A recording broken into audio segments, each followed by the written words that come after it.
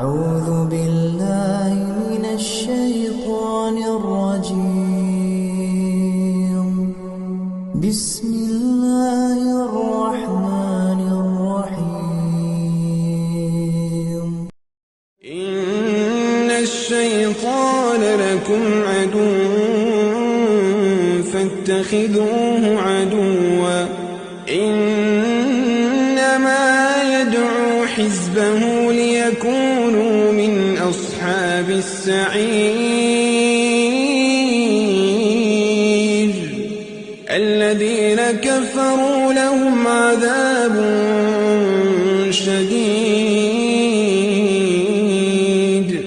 والذين آمنوا وعملوا الصالحات لهم مغفرة وأجر كبير.